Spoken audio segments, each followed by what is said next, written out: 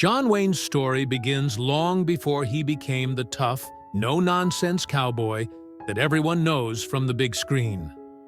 Born in the small town of Winterset, Iowa, in the late spring of 1907, he entered the world with a bang, literally. The local newspaper made a special mention of his birth weight because he was a whopping 13 pounds. That's not a baby. That's practically a full-grown ranch hand. From the very start, it seemed like he was destined to be larger than life. But before he was the Duke, before he was Hollywood's ultimate cowboy, he was just a little boy named Marion Robert Morrison. And yes, you heard that right. His first name was Marion. Not exactly the tough, Wild West name you'd expect, but hey, even the greatest legends start somewhere. When his parents had another son a few years later, they decided to name that baby Robert. So young Marion's middle name was changed to Mitchell. Imagine having your own name switched around just because your parents liked it better for your baby brother. That might have been the first time he had to toughen up. Life wasn't exactly easy for the Morrison family.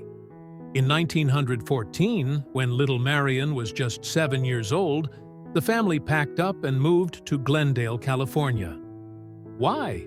Because his father's business had failed, and they needed a fresh start. It's funny to think that if his dad had been a little better at business, John Wayne might have never ended up in Hollywood. But fate had other plans. Now, here's where the nickname Duke comes in. No, it wasn't some cool title given to him by a mysterious cowboy mentor. It actually came from his dog. The Morrisons had an Airedale Terrier named Duke, and the two were inseparable. They'd walk around town together so much that the local firefighters started calling them Big Duke and Little Duke. And just like that, the name stuck. Who knew a dog could be responsible for one of Hollywood's most legendary names? Growing up in California, young Duke loved sports, especially football. By the time he reached high school, he was a standout player, and his talent earned him a football scholarship to the University of Southern California in 1925. It seemed like everything was falling into place, until disaster struck. While body surfing at the beach one day, he had a terrible accident and injured his shoulder. Just like that, his football dreams were over. Losing the scholarship must have felt like the end of the world, but as it turns out, it was actually the beginning of something much bigger. With his football career over, Duke needed a job. He started working at Fox Studios, moving props around and doing whatever odd jobs he could find. It wasn't glamorous. He was basically Hollywood's version of a handyman, but it got his foot in the door. And as we all know, when John Wayne walked through a door, he never looked back. After losing his football scholarship, young Duke, who the world would soon know as John Wayne, found himself at a crossroads. He had dreamed of playing football and becoming a lawyer, but fate had other plans. With no scholarship and no way to pay for school, he had to drop out of the University of Southern California. That must have been a tough pill to swallow, but life wasn't about to let him sit around and mope. Instead, it pushed him straight into Hollywood, though not in the glamorous way you might think. In the late 1920s, Hollywood wasn't just a place for movie stars. It was a booming industry full of hard-working people behind the scenes. And that's exactly where John Wayne started, way behind the scenes. He got a job at Fox Studios as a prop man, which basically meant he moved furniture, carried heavy equipment, and did whatever else needed to be done. It was sweaty, exhausting work, but at least he was making $35 a week. That might not sound like much today, but back then, it was enough to keep him fed. Barely. While he was lifting chairs and setting up props, he caught the attention of director John Ford, a man who would later become one of his biggest supporters and one of his toughest critics. Ford saw something in him, maybe in the way he carried himself, or the determination in his eyes. He started giving him small roles in movies, though at first they were so tiny that his name wasn't even in the credits. His first time on screen, playing an uncredited football player in the 1926 film Brown of Harvard. Not exactly a starring role, but hey, everyone has to start somewhere. For years, Wayne worked his way up the Hollywood ladder, appearing in one low-budget Western after another. Between the early 1930s and 1940s, he acted in more than 80 films, often playing generic cowboys and outlaws. These weren't glamorous, big-budget movies. Some of them were filmed in just a couple of days. And let's just say the paychecks weren't exactly rolling in. At times, things got so tight that he was living on a diet of canned beans heated up on a hot plate. Imagine that. John Wayne, the man who would become the face of rugged American masculinity, sitting in a tiny apartment, eating beans out of a can. Just when he was about to give up on acting altogether, fate stepped in once again. Director John Ford fought to cast him in Stagecoach, a major Western film that came out in 1939. The studio didn't want him. They wanted a big-name actor like Gary Cooper. But Ford insisted, even threatening to walk away from the project if they didn't cast Wayne. The gamble paid off. Stagecoach became a massive hit, and John Wayne became a star overnight. Finally, after years of struggle, he had made it. And this time, there were no more canned beans. After Stagecoach turned John Wayne into a star, Hollywood couldn't get enough of him. He had spent years struggling in low-budget westerns, but now he was officially the face of the American cowboy. Audiences loved his tough guy attitude, his slow, confident drawl, and the way he always seemed to be the smartest, strongest, and most fearless man in the room. But being a star didn't mean instant fortune. Despite Stagecoach being a huge hit, Wayne was paid only a few $1,000s for his role, far less than the big Hollywood names of the time. As his career took off, he became extremely picky about the roles he accepted. He turned down parts in famous movies like The Maltese Falcon and High Noon because he didn't want to stray from his cowboy image. He wasn't interested in playing detectives, gangsters, or politicians. He wanted to be the guy in the hat, riding across the desert, taking down the bad guys. It was a smart move. By the 1950s, John Wayne wasn't just an actor. He was a symbol of American toughness. Hollywood started rewarding him for it. His first Oscar nomination came in the late 1940s for Sands of Iwo Jima, where he played a tough Marine. But it wasn't until True Grit in 1969 that he finally won an Academy Award. By then, he was older, heavier, and battling health problems, but he still rode into the role like a pro. When he accepted the Oscar, he famously joked, "If I'd known this, I'd have put that patch on 35 years earlier." That was John Wayne, always the cowboy, always in control, and always with a sharp sense of humor. John Wayne may have been the ultimate cowboy on screen, but off-screen, his love life was more like a wild rodeo. Over the years, he had 3 marriages, several high-profile affairs, and more than a few dramatic moments that could have been straight out of a Hollywood script. His first marriage was to Josephine Sáenz in the early 1930s. She was the daughter of a wealthy family, and at the time, Wayne was still an unknown actor struggling to make ends meet. They had 4 children together, but Wayne's rising fame kept him away from home more and more. Things got even messier when he started a passionate affair with actress Marlene Dietrich in the late 1930s. While Josephine was at home raising their kids, Wayne and Dietrich were sneaking around Hollywood, having a whirlwind romance that lasted nearly a decade. By the time Wayne and Josephine finally divorced in the mid-1940s, it was no surprise to anyone. His second marriage, to Esperanza Bauer, was even more dramatic.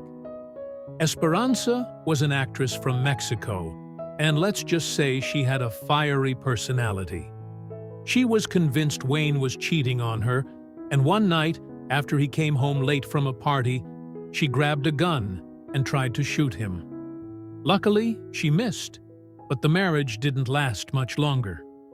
His third wife, Pilar Palete, stayed with him for over 20 years, though they separated in the early 1970s. By then, Wayne had settled into a quieter life with his secretary, Pat Stacy, who cared for him until his final days. For a man who spent his life playing strong, silent heroes, his real-life relationships were anything but simple. By the time John Wayne reached his late 50s, he had spent decades playing the toughest, strongest men on screen. But in real life, even the toughest cowboy couldn't outrun one of the biggest villains of all: cancer. In the early 1960s, doctors gave Wayne some terrible news. He had lung cancer. Of course, this wasn't exactly shocking, considering he had been smoking up to 6 packs of cigarettes a day for years. That's not just a bad habit. That's practically a full-time job. When doctors told him they needed to remove one of his lungs and 2 ribs to save his life, Wayne didn't hesitate. He went through the risky surgery like a true cowboy, and when he survived, he didn't try to hide what had happened. In fact, he did the exact opposite. While most actors in Hollywood would have kept their illness a secret, Wayne went public, encouraging others to get checked for cancer. He even gave the disease a nickname, calling it the Big C to make it sound less terrifying. For a while, it seemed like he had beaten it. He went right back to acting, filming some of his most famous movies. But in the late 1970s, cancer came back, this time in his stomach. Even then, Wayne didn't back down. He tried experimental treatments, stayed involved in cancer research, and even recorded messages from his hospital bed asking for more funding to find a cure. In his final years, he knew he was running out of time, but he never let it show. His last movie, The Shootist, was about an aging gunfighter dying of cancer. It was almost as if Wayne was saying goodbye in the only way he knew how: on screen, as a legend. On June 11, 1979, Hollywood lost one of its biggest icons when John Wayne passed away at the age of 72. After battling stomach cancer for months, he took his final breath at UCLA Medical Center. For a man who had spent his entire career playing fearless heroes, his final fight was no different. He faced it head-on, with the same toughness he had always shown. The news of his death spread fast, and the world was in mourning. President Jimmy Carter himself called Wayne a true American hero, and thousands of fans gathered outside the hospital and his home, leaving flowers, letters, and even cowboy hats as a tribute to their favorite Western legend. His star on the Hollywood Walk of Fame became a place of remembrance, where people lit candles and shared stories of how he had inspired them. Wayne's funeral was a private event, attended only by close family and friends, but his legacy was far too big to keep quiet.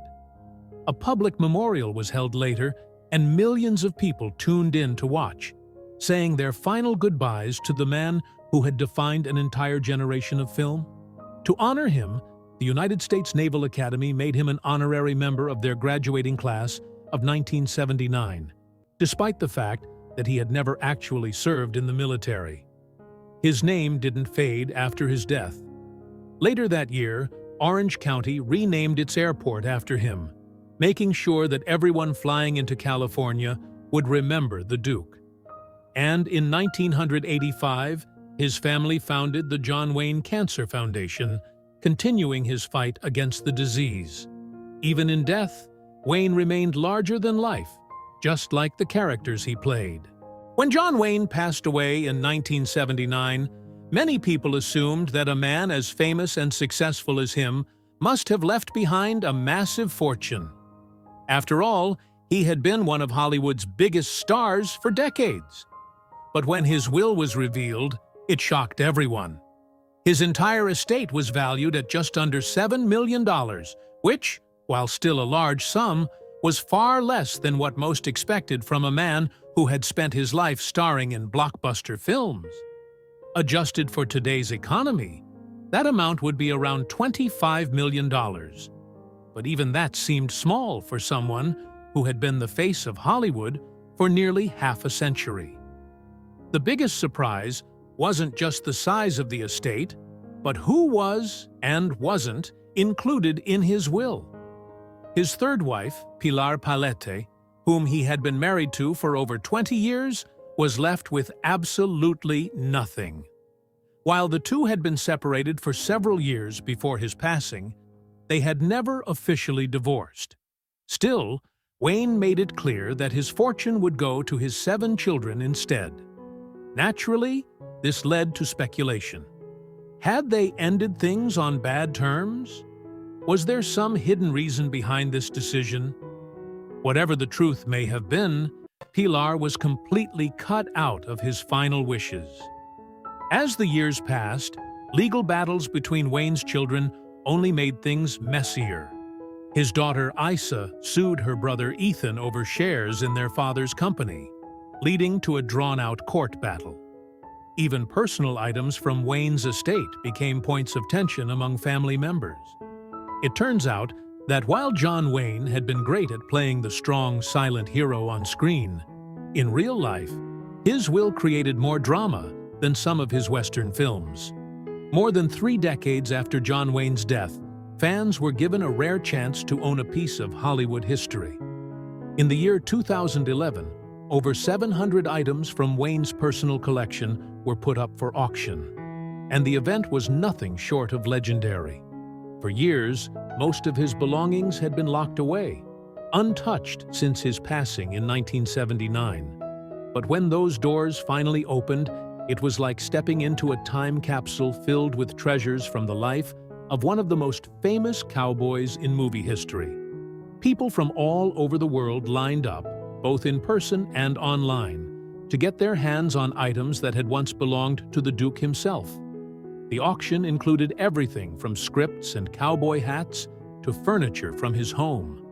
Some of the items were exactly what you'd expect from John Wayne, like his Green Beret hat from the 1968 film The Green Berets, which sold for nearly $200,000. But then there were the more unexpected pieces, like his collection of colorful neckerchiefs, which someone happily bought for over $1,000.